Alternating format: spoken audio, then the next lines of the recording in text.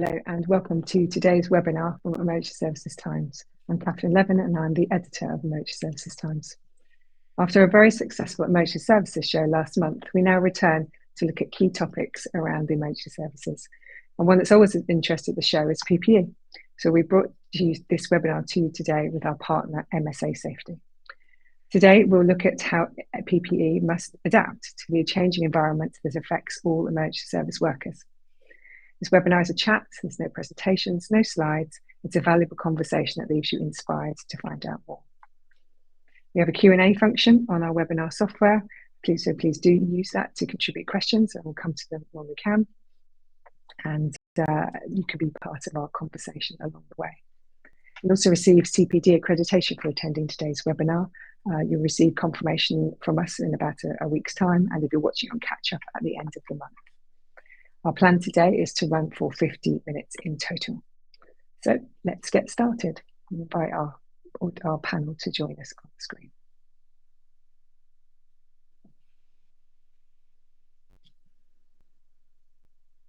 Lovely, thank you. I'm delighted today to introduce Richard Ballheimer, Amy Beams and Belinda Goodwin. Richard is Compliance Manager at MSA Safety. Amy is a Director of Women in the Fire Service and also a firefighter with Hampshire Fire and Rescue Service. And Belinda is the National Uniform Lead for the Police Federation. Welcome to you all. Thank you.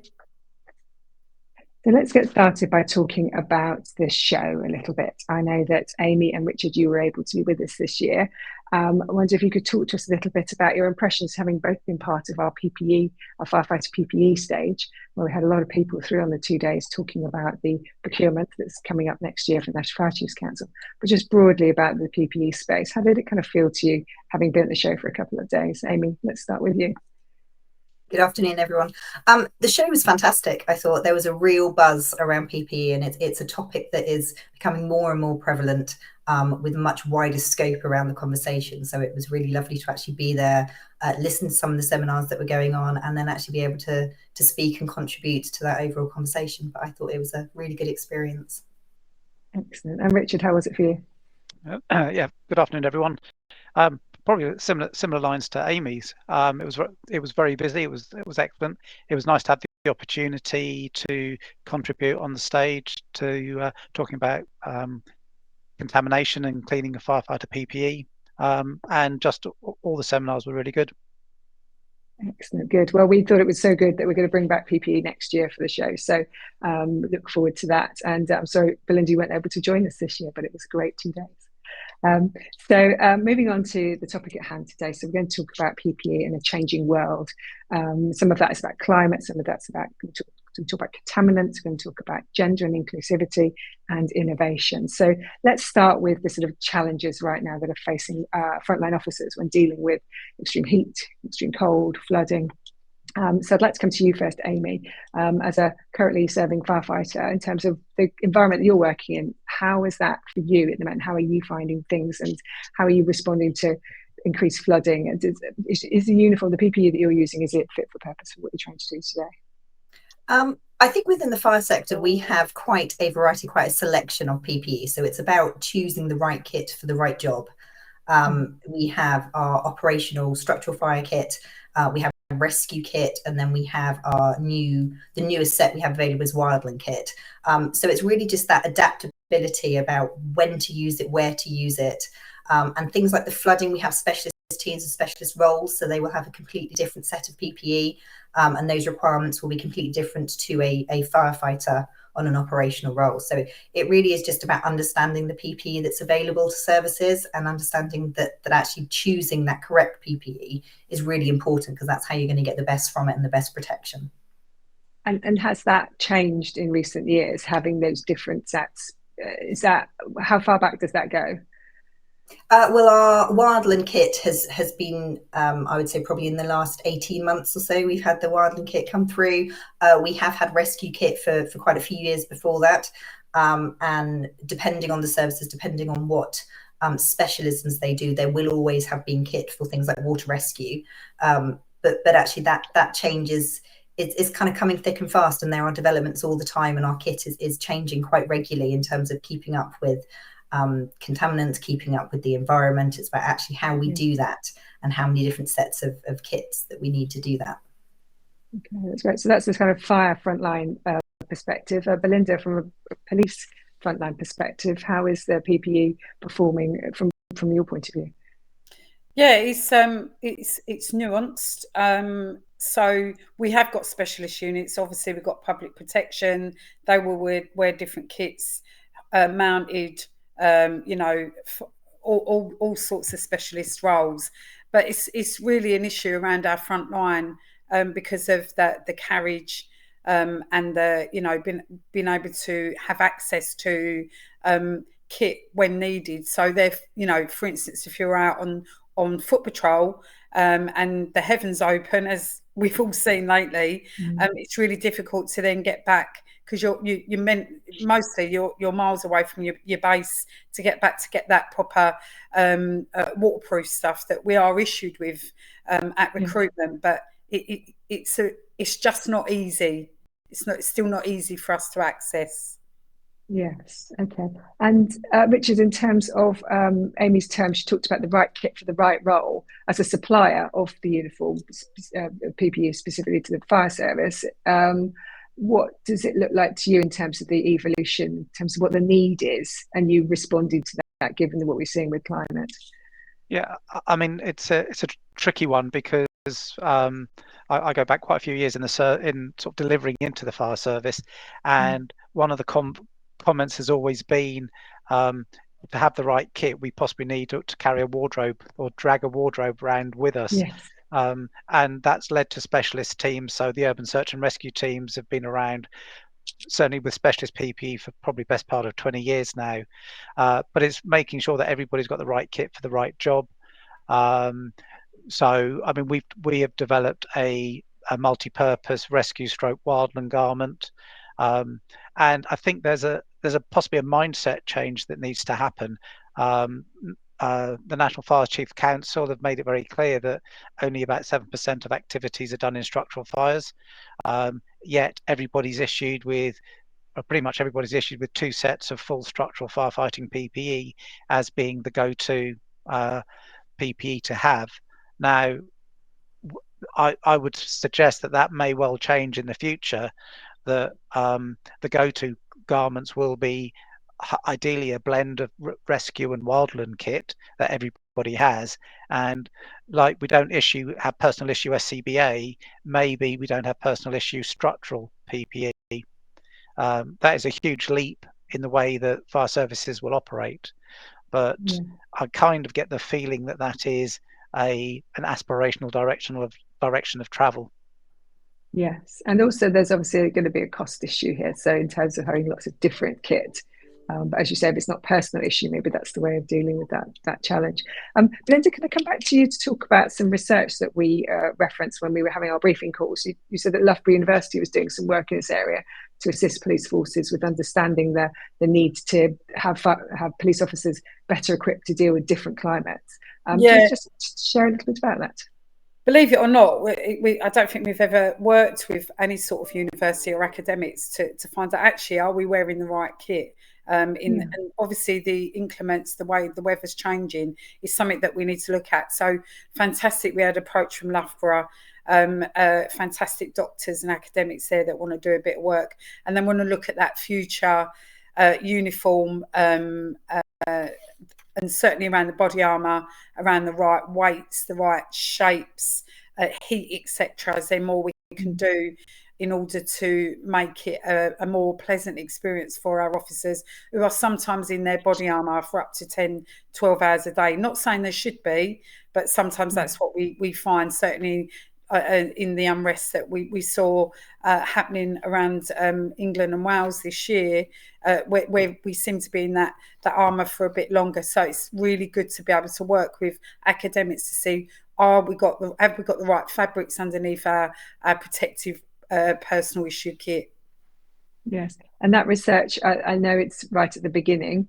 What is the potential for people getting involved with that in terms of providing evidence about how they feel about the uniform and the PPE that they're wearing? Loads of potential. That's why we're involved as a federation. We've got access to up to 150,000 police officers around in England and Wales. So we'll be able to provide that and go out and make sure that the pilots and the human factor testing is done and it's fit for purpose by the end of the trial. Okay, and what's the duration of the research? I'm not sure yet. Like I said, it's all new, so it could be, I think, up to 3 years, maybe. Okay, all right. So we'll watch this space on that one. And Amy, in terms of being able to share your experience with suppliers like MSA, in terms of providing the evidence, kind of what works, what doesn't work, how does Women in the Fire Service, for example, help suppliers do that?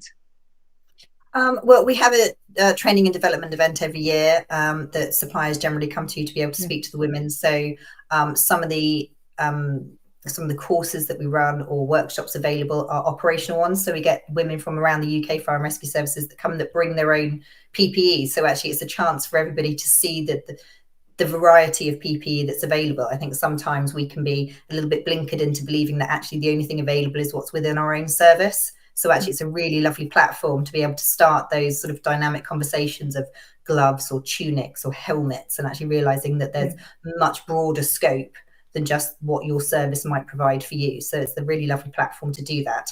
And we have different manufacturers that come and be able to spend some time with us over the weekend and actually speak to the women who use it on a front line.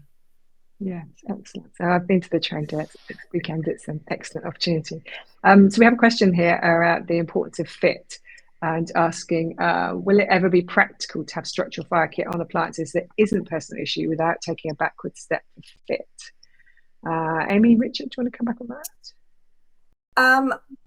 I think there are a lot of nuances around that. I think for me, fit is absolutely the key to the PPE could be the best structural PPE in the world with the best protection, but if it doesn't fit you, it's not going to do the job it's designed for. So I think we are a long way off having collective PPE because it has to fit the individual. I think if anything, we're heading more towards how do we identify that individual fit for people. I think maybe there's more of a potential around combining uses of PPE. So maybe a layering system rather than having 3 completely different sets of kit. It's like, actually, is that something that we can look at? Because it can be a bit cumbersome trying to take 3 sets of fire kit onto a fire engine. It's what do you do with it? And even in station, where do you keep it?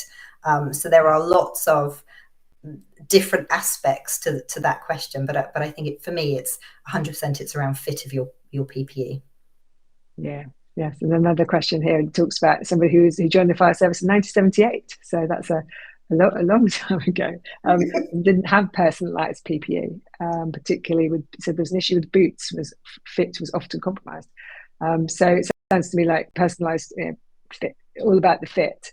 But if you've got lots of different climate-based incidents that you need to respond to, there's not always going to be one fit for everything, is there? So it's that layering could be part of your answer there, Amy. What do you think, Richard? What does MSA think in this moment? I mean, certainly. I mean, this is a term that's, and I think I've heard Amy use it previously. It's fit for form is primarily the most important thing these days, followed by fit for purpose.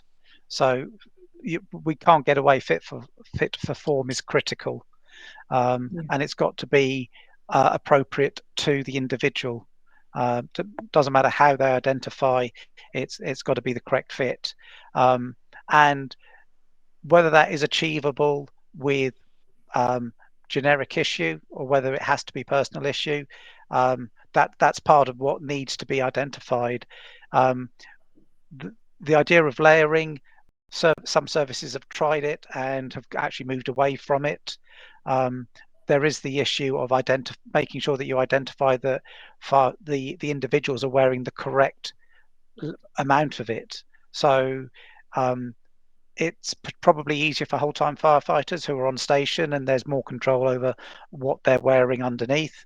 On-call firefighters have the challenge that they'll be coming in wearing anything, and then possibly have to change into other clothing before they can get on the appliance. So I mean there are many areas that need considering. Three individual sets of kit for each individual doing multiple activities is not practical. It's just a question of how do you optimize it, and where are you prepared to make compromises, because ultimately for structural firefighting, it's the level of protection that you need, and with a layering system, you might not get that right level, or it might then compromise on some of the other layers, and it might be too hot for wildland activities. So there are many angles that need considering.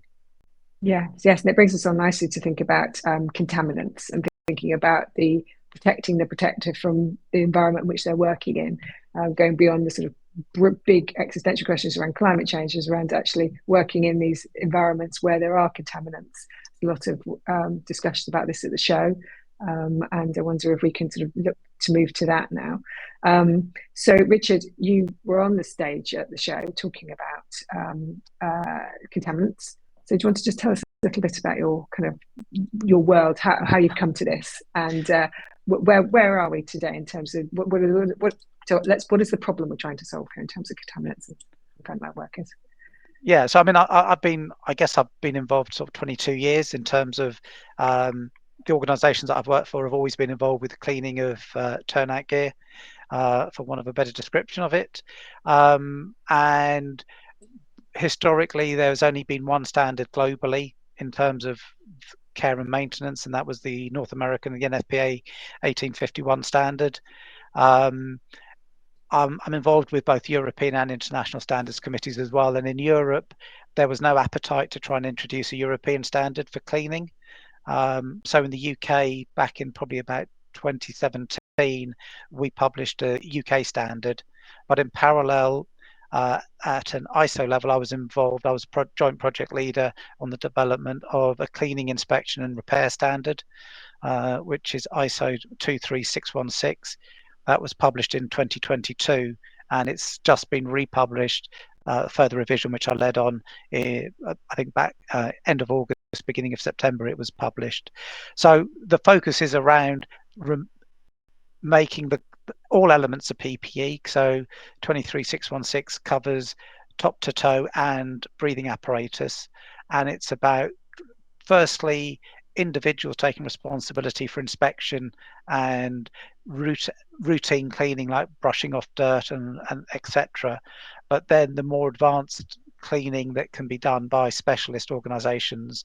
But it kind of starts with the individual to make sure that they take an element of responsibility to keep their PPE clean. And I know there's lots of work happening about segregating fire stations, appliances between clean and dirty areas.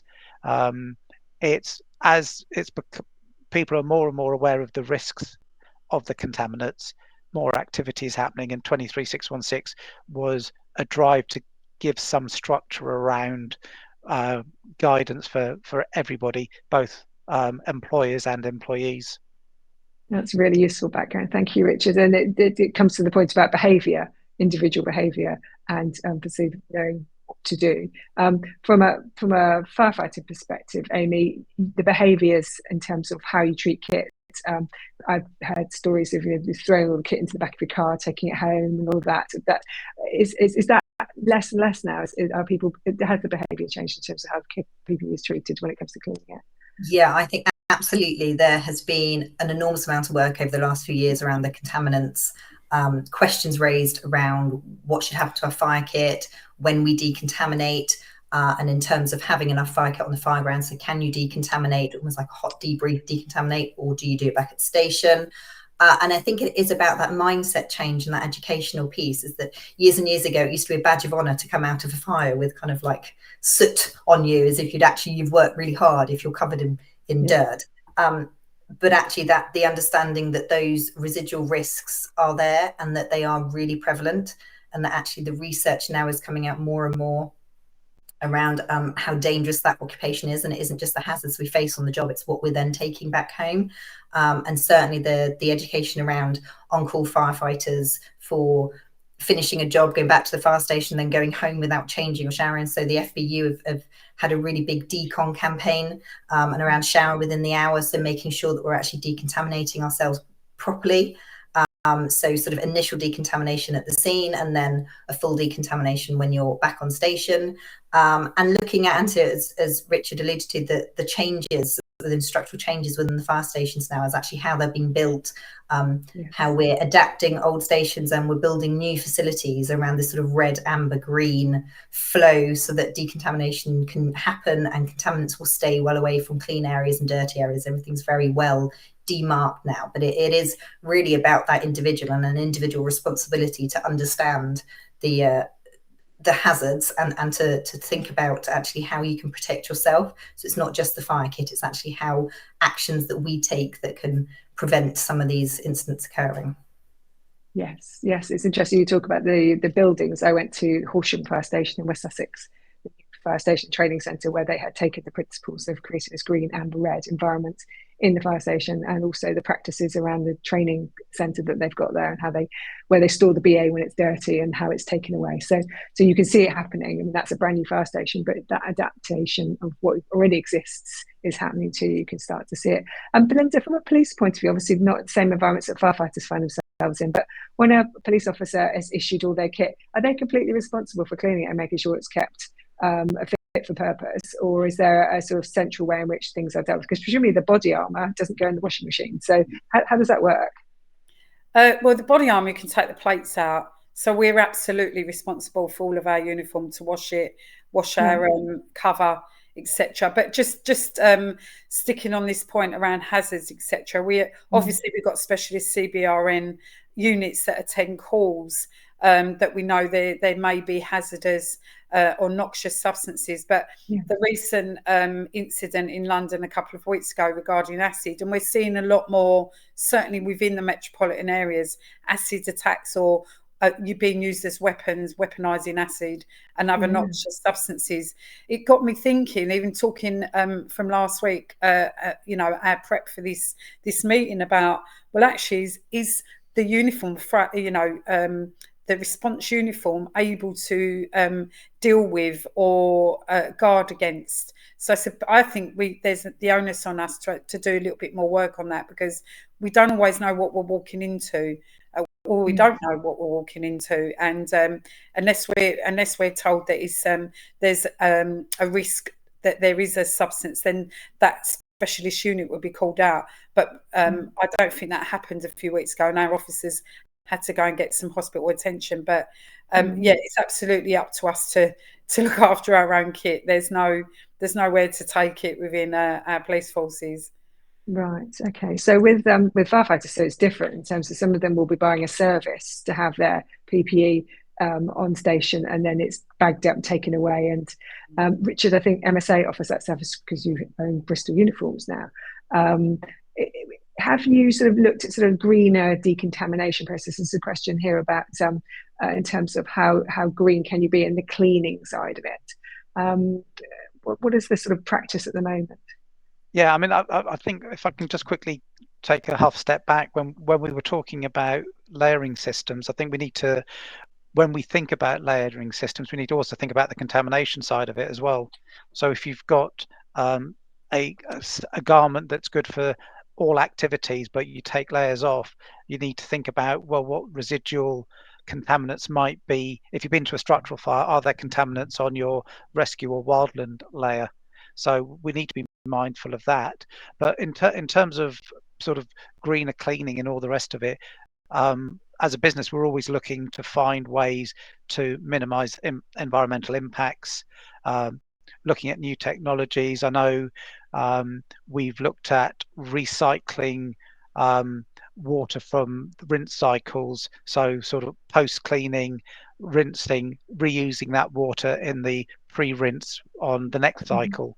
So things like that. But we're always, as a business, obviously, we're looking to always improve, looking at green credentials. As a global organization, it's critical to our whole mindset to be a responsible company.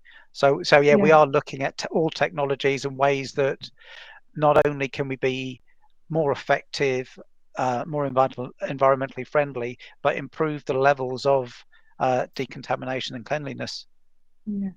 And so one of our questioners is asking specifically about asbestos, which is not something I think about. I think about it being quite an old thing that doesn't really exist anymore, but it's still there. It's still in buildings and still potentially there's contamination. So it's asking about what's the process for decontaminating fire kits from asbestos and then verifying it as asbestos free. Is that something specific that, Amy, you come across in your work frontline, or? Well, I think it raises a very good question around the idea that we sometimes think about contaminants in terms of fire particles, and actually within the roles that we do, there are many other elements of contamination. So whether that be a road traffic collision or the wildfires, and it's sort of a chemical contamination as well. So it's just a really good point, and it's about the individual services understanding what needs to happen to that fire kit. So I'm sure each service will have a policy on how they clean fire kit. Yeah. That is contaminated, and I know ours is, we have different policies, whether it's sort of contaminated with human fluid, in which case it will go somewhere different, as whether it's a contamination for an oil. There are many different ways of doing it, but I think that's also quite specific to each service. Okay. And Richard, asbestos, is that something that MSA thinks about in terms of how you clean that off after being exposed? I mean, this is a thorny subject and has been for many years. And in the first instance, with any type of contamination, for us as a business, when we're doing the care and maintenance, we're dependent upon the fire service identifying what the contaminant is on garments. And if it is contaminated, then there's a double bagging process. But with asbestos specifically, we have a dedicated machine which includes an asbestos filter so that it doesn't go into the water course, which is obviously something that is part of the process to make sure that you're not causing harm further downstream. Yes, and actually that brings us to a last question here, which before we move on to the next topic, which is around how do you know it's actually clean? What is that? How do you? Somebody's asking here. So, they assume the process is sufficient. How can we effectively be sure we've decontaminated once the washing process is complete? So, what does clean mean? So, Belinda, your officers going out onto the streets, having washed their stuff at home, it's still down to that individual? That's it. They're clean. They're out. It's fit for purpose. Is that how it works? Well, I mean, yeah, absolutely. I mean, sometimes like when we're talking about fluid, and obviously we do get human fluid. When we've dealt with incidents, and I do think a lot of it is issuing new kit, so there may be a little bit of wastage there, but yeah, generally the cleaning is done via the officer. Yes. Okay. Bit trickier at home for the firefighting kit, I think. Maybe I don't know. I can't imagine putting firefighting kit in my washing machine. It's far too small. So Amy, how do you know it's clean? Do you kind of get it back from the supplier? Do you do it yourself? Where does it go? That's a very, very good question, and it is a much bigger question than just in this room. It's how clean is a question that has been asked for a very, very long time, and I think it comes down to some of the testing initially with the fabrics, and actually how that goes through a process and a governance around testing. So what the recommendations to fire services are about how to clean their kit. It also depends on whether, as a service, you're a fully functional. I know Richard supplies and cleans their kit. In Hampshire, Isle of Wight, we own our kit, so we have a slightly different process. We have specific washing machines on station with specific guidelines for our operational kit and for our workwear.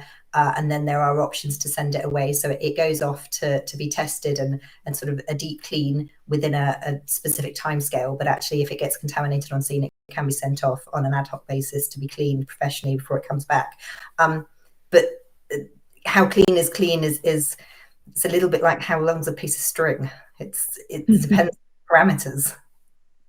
Interesting. So this ISO standard you told us about, Richard, earlier, is that relevant here? Not directly at this stage, but that is the next stage. We've actually got an ISO meeting next week where we will be moving forward, because currently there is nothing in the ISO standard to evidence the cleanliness or the level of cleanliness. When it comes to garments, it's relatively straightforward. The NFPA standard I was referring to, 1851, has a test methodology in there and our facility in Bristol is fully accredited to that standard. So we get sent sample garments plus contaminated bits of material that goes into the sample garments. We have to put it through a wash process. It then gets sent back, and those samples are then tested to prove the efficacy of the cleaning.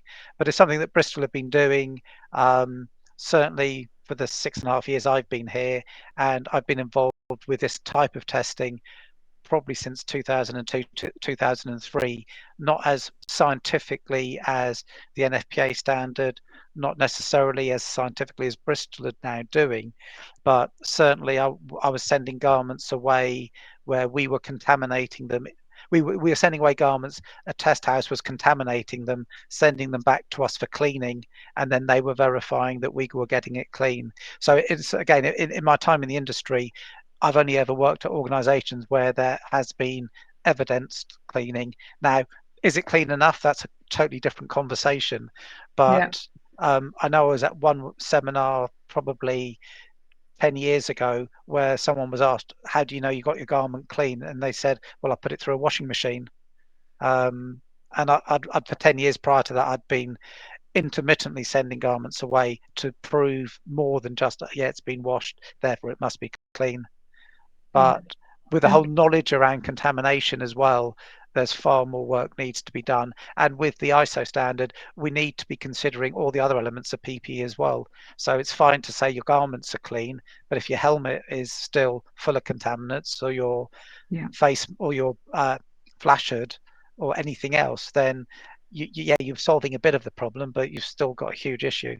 So yes, you're right. We have focused quite a lot on fabric and clothing, but yes, you're right to include helmets and so forth. I'd like to move us on now to look at gender in terms of PPE and how we can make sure that everybody who's a emergency service worker is able to have PPE that fits them and helps them do the job. I'm conscious, Belinda, about maybe earlier this year, Hayley Ailey, who's one of your colleagues from the Police Federation, did a lovely piece for us around menopause and whether police uniform was suitable for women and women who are going through menopause. And I noticed whilst we've been talking, the question that's been upvoted 11 times, which is quite a lot for us, is about menopause. I'm just going to read it out to you and then come to you, Belinda. There's an interesting point that was recently brought to my attention, says the questioner. The body armour worn by officers can negatively affect officers going through menopause due to overheating. Is this something that other people are hearing, and are there any other products or methods for helping officers going through menopause? So, Belinda, let's just go back to basics. So women going through menopause within police forces, are they adequately supported in terms of the equipment and uniform that they're asked to wear, and doesn't it help them do the job? I would say in a nutshell, we're not there yet. I would definitely say that. This has been a long-going discussion. There was some work done with Defence Science Technology a few years ago around cooling vests or etc. That we could put underneath our shirts. That was shown to make no difference and actually make you a little bit hotter because you're adding another layer. The work that Loughborough University, I feel, will actually address this, because the hottest part of the body is between your chest area, certainly in women. So it's actually counteracting that. It is around reasonable adjustments within your forces to actually make sure that there's an education around. I talked about earlier about officers being in body armour a lot longer than what they need to. So it's about being a good employer and making sure that you say, look, I've got these symptoms, I do get overheated, and to make sure that you take that body armour off when you don't need to be wearing it, when you're in a police station or a police building or something like that. But there is no real quick fix. I'm really happy that we've got the Generation 3 body armour that you can access through your forces, that is female shaped. It's a bit lighter and it's got a bit more protection. And we've just done a survey as well, which includes a lot of questions for that with Lancaster University. So we're looking at what more needs to be done, because you're right, it's about investment, and women are staying in the job longer we're going through the menopause. We don't choose to go through it. We have to go through it. And it's about time that it's recognised for the kit and the PPE that we've got to wear, and make sure it's safe, and that we're able to wear it in a more conducive way. Yeah. And just to understand, in terms of police forces, are they all responsible for buying their own PPE at force level? Are there national procurement frameworks where people can buy the equipment from it? There is a national uniform management system called a NUMS, or a NUMS right. There's about 12 forces that have signed up to that. So that's the national procurement, and there's Blue Light Commercial as well. But whoever your force buys from, you can easily find out through your clothing board, and make them inquiries. Yeah, I suppose my question was more around trying to influence the suppliers. So we have Richard with us from MSA in terms of thinking about firefighter kit, but in terms of police uniform, if you wanted to influence the way it's made, you talked about a third generation of a particular piece of uniform. Is it through those sort of channels that you can make that influence, and through the research you're talking about with Lancaster? Yeah, absolutely. And use your local federation about what issues there are, or if this has been thought about, etc. There is some really good innovative work that is going on. And other than the Loughborough University, we're looking at with regards to breast support, etc. But it's a really fine line between, you have to be comfortable and be safe within your PPE and the uniform you're wearing. And it's just getting that real fine line in between, because we don't want officers to be that uncomfortable they stop wearing their PPE. They have to be. Is because of the nature of what it is, the comfort. I don't think we'll ever be 100% comfortable in that, but we have to start investing and looking at different areas and different ways of making it as comfortable as we can. Absolutely. And heat is definitely one of them. Yes, and I suspect there's many common issues there, Amy, in terms of fire service. More women staying longer in service and start going through menopause while still on the front line. What are you finding in women in fire service? What are people telling you in terms of the PPE? Is it doing the job for them? It's again, it's one of those very challenging kind of situations. I think when we're looking at workwear, that's probably a simpler fix in terms of how do we adapt our workwear in terms of fabrics or numbers of sets of kits that were allocated. I think it's a much more complex question when you come to structural fire kit, and the fact that our structural fire kit protects us from heat from the outside, but is very well known to warm you up from the inside. It doesn't actually release that heat. So there are probably an awful lot of research that could be done around actually how do we get that solution. We're definitely not there yet in terms of fire kit, but I think we need to be aware that when you are dealing with someone who is menopausal, it's not just about the kit that they're wearing, it's about the support that's in place behind that. And it's about having those open and honest conversations, having those reasonable adjustments. There may be a period of time where the symptoms you're experiencing mean that actually you can't make those adaptations to that specific role on that front line. So is there something else that we can utilize that skill set for? So it's about a much bigger picture than just, can you put a set of fire kit on if you're going to have a hot flush, which is it. I mean, it's kind of like the question that you're generally always asked, what happens when you have a hot flush in fire kit? And actually that's probably quite a horrible place to be. But if we are going to continue to employ and retain women in a fire service, and they are going to go through menopause, then I think we need to have a lot more research around how we actually provide for them in that space. Yes, and so it goes back to the point Belinda made around comfort and safety, how you bring those two things together for people in different stages of their life, which is I think what we're saying here. So Richard, in terms of thinking about the development of PPE in the fire service, have you done much in terms of adjustments for what both Amy and Belinda talked about in terms of women who are getting older and going through menopause, or anything around kind of making something things more gender neutral? So just where are you in that space?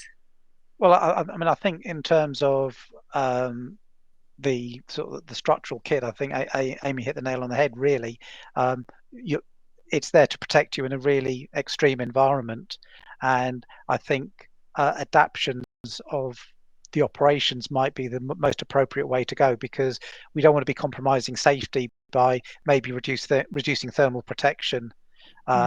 So it's a tricky one, but outside of structural firefighting, it's again about having the right kit for the right activity. So you don't need to be in a full structural suit if you're cutting someone out of a vehicle on the motorway.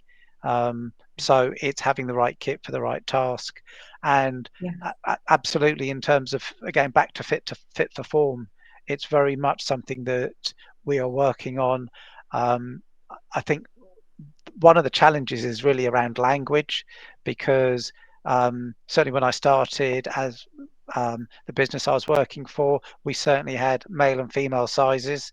Now, you could argue that were the female sizes actually designed for women, or were they meant male sizes just slightly smaller, slightly different, but actually still the same shape, which men and women aren't the same shape. But there are other services that go for non-gender specific kit, which then is maybe a compromise across everybody. And it's trying to find what is the right solution and possibly what is the right language to describe it.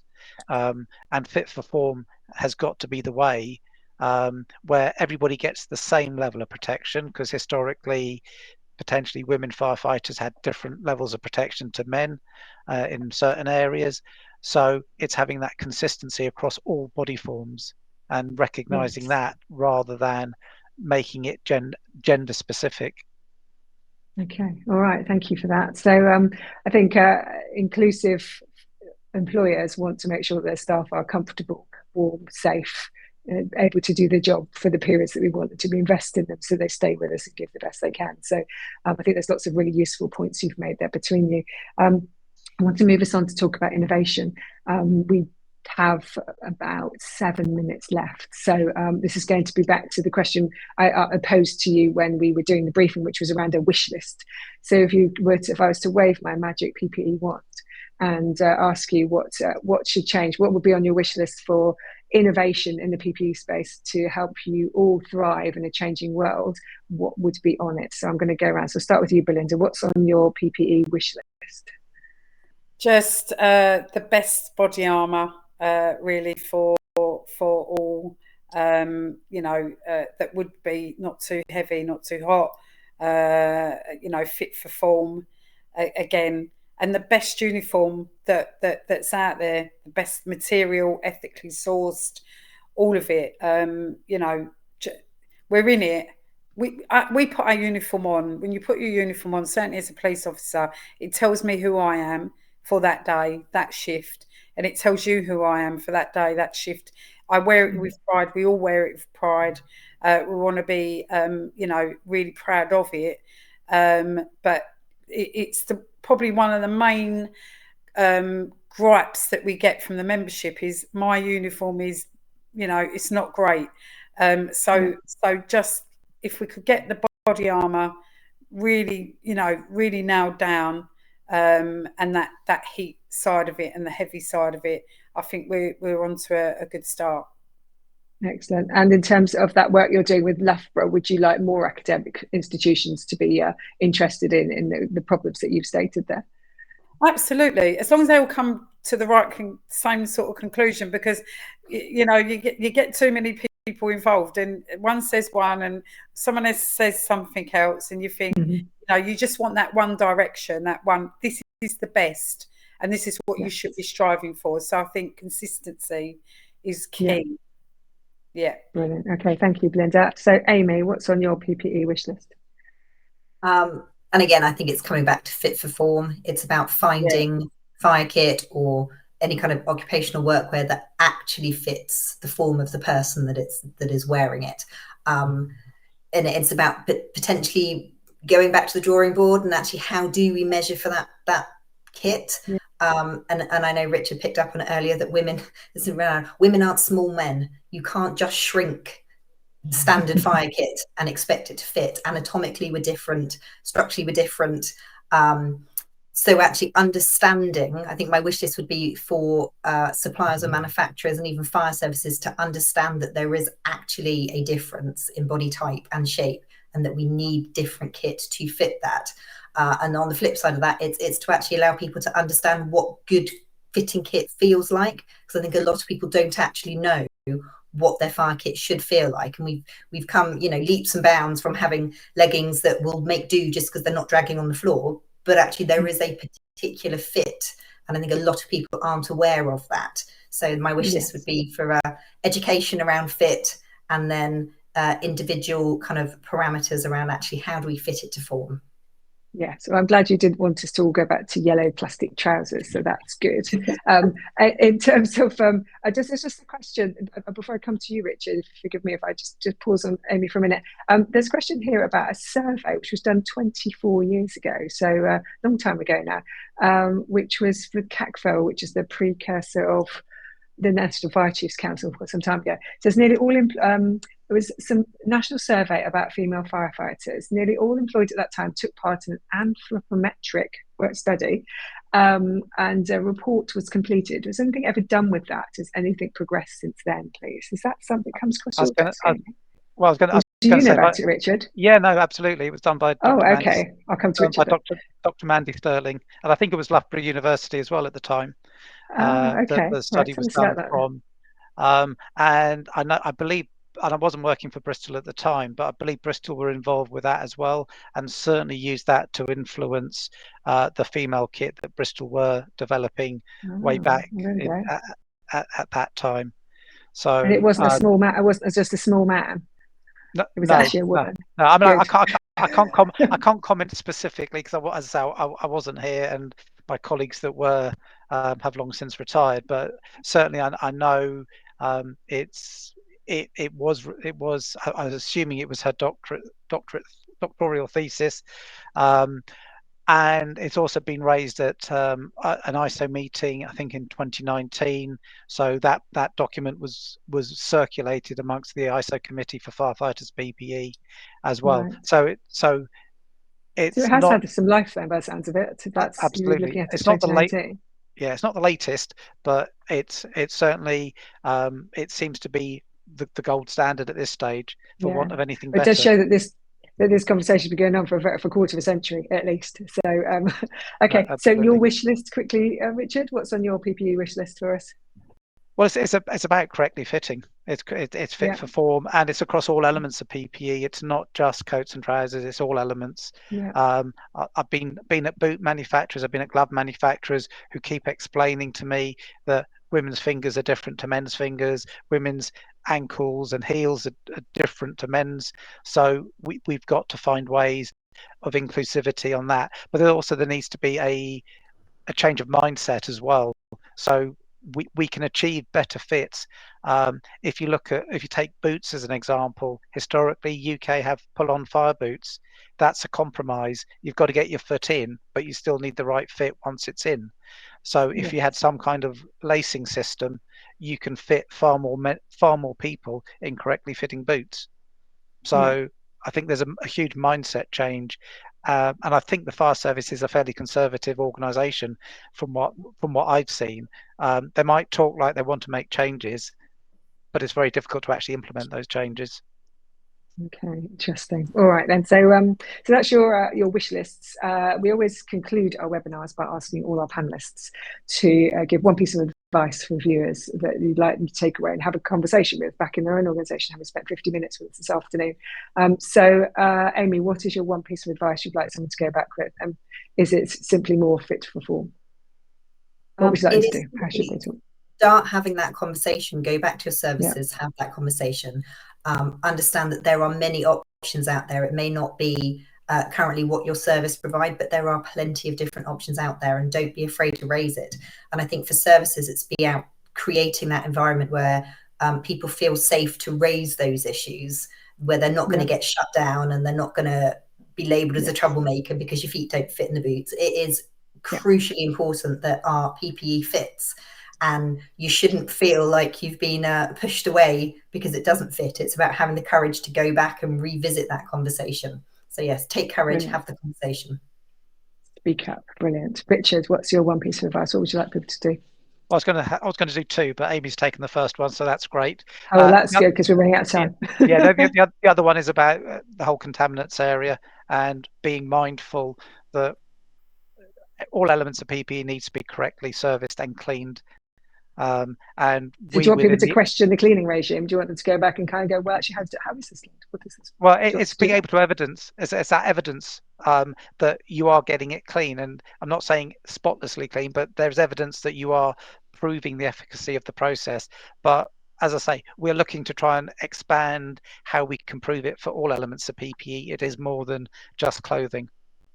Right. Okay. And Belinda, last word goes to you on the advice front. What's your advice? Exactly the same as Amy and Richard. Go back, ask questions. Don't put up with your body armour if you've got gaps. It needs to fit properly. You're coming back from maternity. Insist on getting refitted. Insist on getting refitted every year. Fit for form. But just like I say, safe space. You've got every right to be wearing the kit and be safe at work. Your employer has got a duty of care to you. So go back and be brave. Excellent. What great, strong, powerful advice you've all given us, which is don't keep quiet, speak up, which is fantastic. Thank you so much to all of you for joining us this afternoon. Unfortunately, we've run out of time. We did have lots more questions, as we always do, and unfortunately, I can't get to them all. So thank you to our viewers for asking all those interesting questions. It just leaves me to summarise the points. So I think that Lana will ask you to go into the green room now, and we will continue and finish off the webinar.